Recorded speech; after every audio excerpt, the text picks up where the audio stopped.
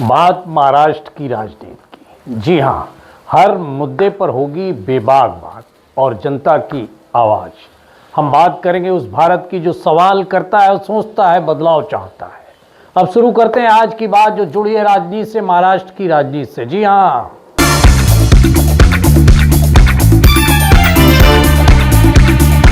हम बात करेंगे महाराष्ट्र में स्थानीय निकाय चुनाव को लेकर तैयारियां जोरों पर हैं।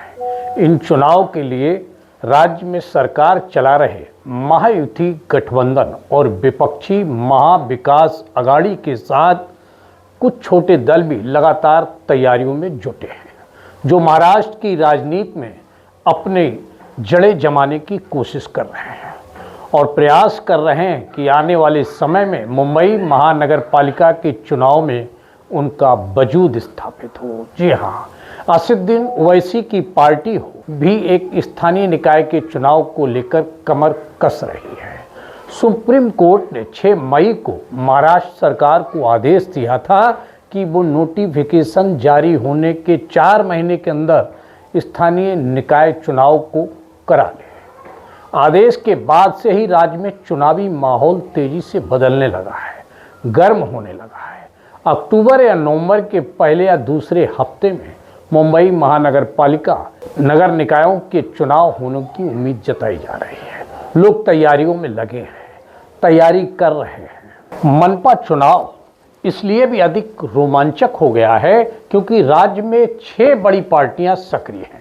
कई छोटे दलों ने भी कुछ सीटों पर मुकाबले को रोचक बनाने के लिए कमर कसी हुई है, प्रयास कर रहे हैं। शिवसेना और एनसीपी में हुए विभाजन के बाद राज्य की सियासी तस्वीर काफ़ी हद तक बदल गई है। बीजेपी महाराष्ट्र की सियासत में सबसे बड़े प्लेयर की भूमिका में है।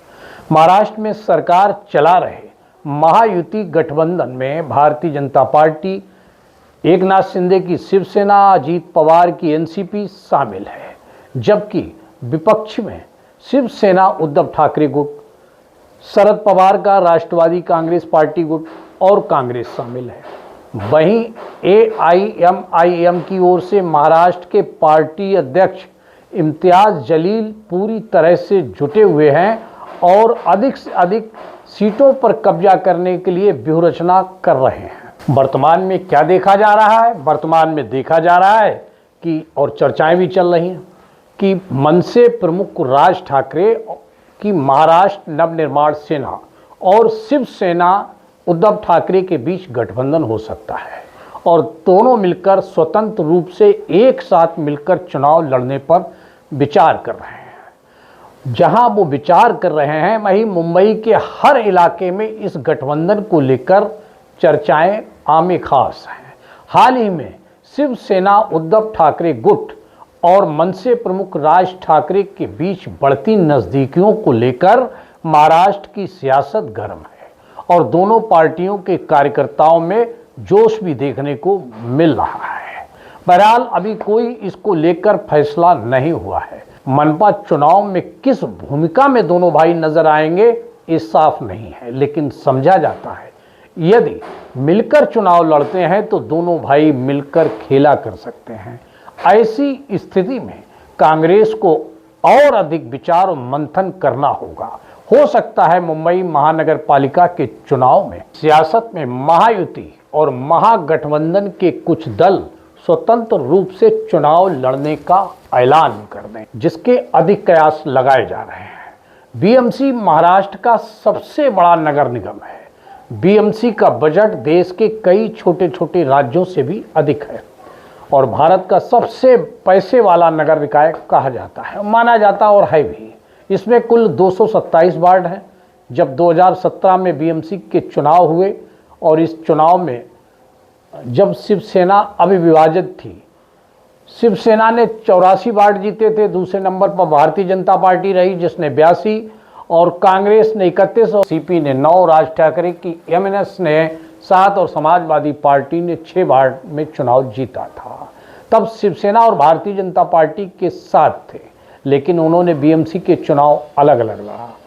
पार्टी बड़ी होने के कारण शिवसेना ने अपना मेयर बैठा दिया और बैठाना भी चाहिए।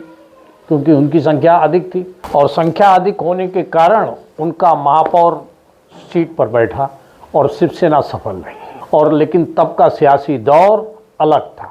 शिवसेना एक थी, राष्ट्रवादी कांग्रेस पार्टी एक थी। अब दोनों ही पार्टी विभाजित हो चुकी हैं। सियासी सफर बदल चुका है। चुनाव का ऐलान कभी भी हो सकता है। सभी पार्टियां बंद कमरों से निकलकर सड़कों पर उतर चुकी हैं। मतदाताओं की नब्ज टटोली जा रही है। कोई पार्टी कसर नहीं छोड़ रही है।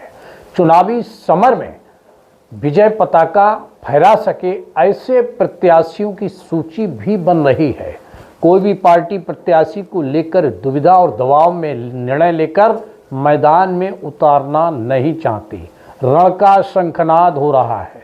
सेनाएं तैयार हैं। जंग का ऐलान होते ही चुनावी समर में इस बार जंग का नज़ारा अलग ही देखने को मिलेगा। अब इंतजार है बस चुनावी तारीखों का। चुनावी तारीखों के आने के बाद जंगी किस तरह से चुनाव मैदान में उतरकर मनपा पर अपना परचम बुलंद करते हैं, ये तो आने वाला वक्त ही बताएगा। बहरहाल हमको दीजिए इजाज़त। आज की राजनीतिक जिज्ञासा यहीं पर समाप्त करते हैं। नमस्कार।